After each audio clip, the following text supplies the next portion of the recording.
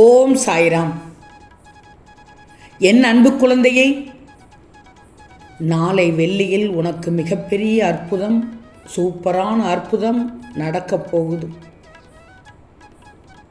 இந்த சாய் சொல்வதை கேட்டு சந்தோஷமாக நிம்மதியாக தூங்கு. நிச்சயமாக இதை கேட்டுவிட்டு தூங்கணும். கண்மணியே, யார் என்ன பேசினாலும் அதை தாங்கிக்கிற சக்தி உனக்கு உடனே கிடைத்து விடாது.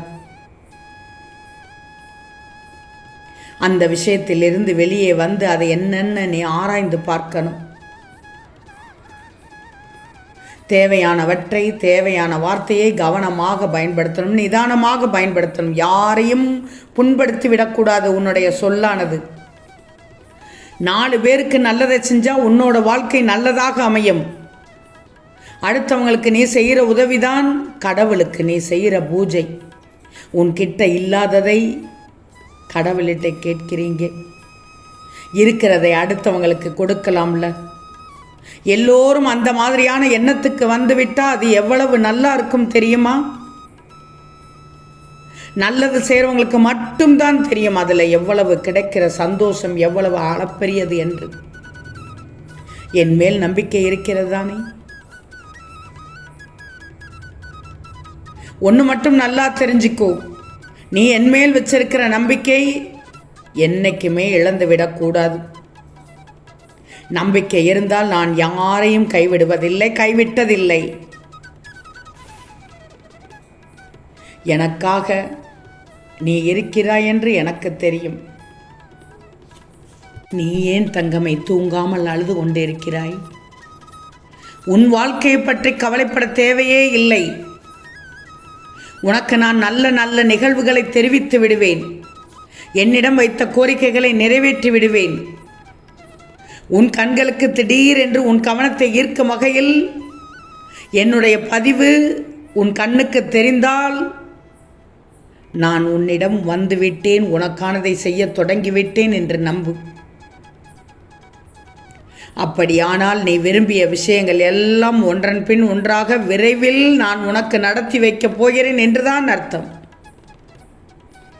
அதனை பெற்றுக்கொள்ள மகிழ்ச்சியாக இரு. பெற்றுக்கொண்டவுடன் நீ என்னை பார்க்க மகிழ்ச்சியோடு விரைந்து வருவாய். வாழ்க்கையில் ஒளி வராதா என காத்து கொண்டிருந்த என் தங்கத்திற்கு நிச்சயமாக வெளிச்சமாக உன் அப்பா நான் வருவேன். இனிமேல் எல்லாம் நல்லதாகவே நடக்கப் போகிறது.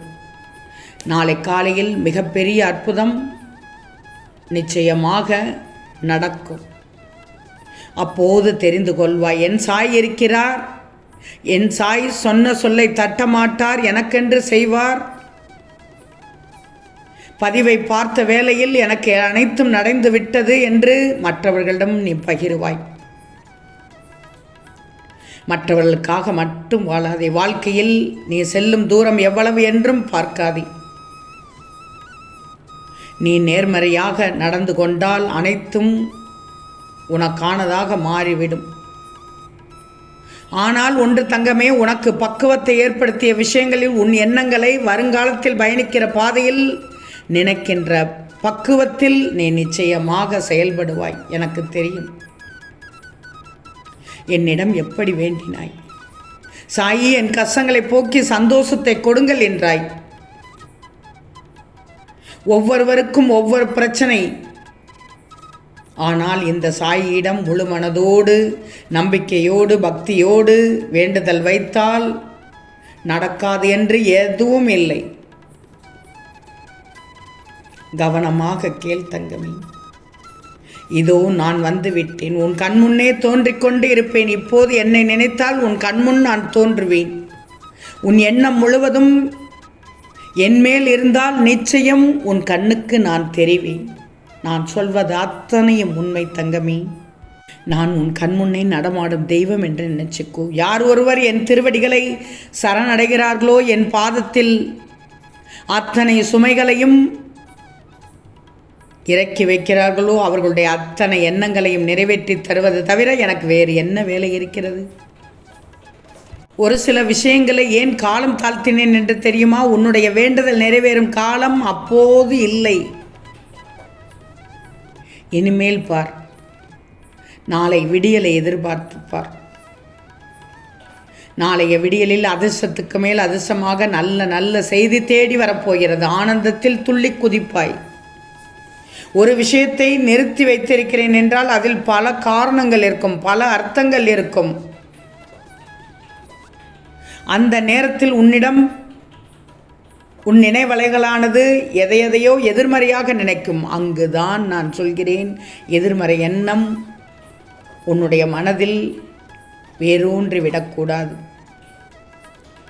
இப்படி நடக்கிறதா, என் சாயி நடத்தி வைக்கிறார்.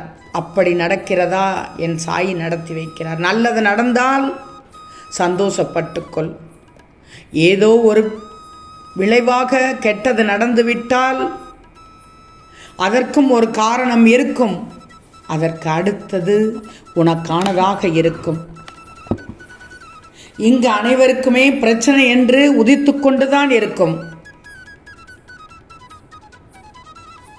பணக்காரனாக இருப்பவர்களுக்கு கோபுரத்தின் மேல் இருக்கும் அளவுக்கு தலையாய பிரச்சனை இருக்கும். அதுவே வறுமையில் ஏற்பட்டால் அது சின்ன பிரச்சனையாகத்தான் இருக்கும். அதை பெரிதளவாக எடுத்துக்கொள்ளாதே. இங்கு பிறந்த ஏழை எளிய மக்கள் அனைவருக்குமே பிரச்சனை இருக்கிறது. பிரச்சனையை நீ எதிர்கொண்டுதான் வர வேண்டும். யாருக்கும் நல்லது மட்டுமே நடக்காது. மனதை பக்குவப்படுத்தி கொண்டு அடுத்தடுத்த கட்டத்திற்கு நடந்து செல்ல வேண்டும், கடந்து செல்ல வேண்டும். அடுத்து என்ன, அடுத்து என்ன, அடுத்து என்ன செய்ய போகிறோம் என்று உன் மனமானது கேட்டுக்கொண்டே அடுத்தடுத்த நிகழ்வுக்கு செல்ல வேண்டுமே தவிர பின்னோக்கி செல்லக்கூடாது. கடந்து போன நிகழ்வுகளை நினைக்கக்கூடாது. நடந்தது நடந்ததாகவே இருக்கட்டும், நான் பார்த்து கொள்கிறேன். உனக்கானது நடக்கவில்லை என்றால் நான் பார்த்து கொள்கிறேன். உனக்கு நிச்சயமாக மாற்றம் ஏற்படுத்த செய்வேன். உன்னை அசிங்கப்படுத்தியவர்களுக்கோ அவமானப்படுத்தியவர்களுக்கோ உன்னை சீண்டி விளையாடியவர்களுக்கோ தகுந்த நேரத்தில் தகுந்த பாடத்தை கொடுப்பேன். அப்போது ஒரு அடி மட்டும் அவர்களுக்கு இருக்காது, பெருத்த அடியாக இருக்கும். ஆனால் அந்த நேரத்தில் என் பிள்ளையான நீ சிரித்து மகிழ்ந்திடக்கூடாது. எல்லோருக்கும் ஒரு காலம், காலச்சக்கரம் என்று தெரிஞ்சுக்கிடணும். வாழ்க்கை என்பது ஒரு ராட்டினம் போலதான்.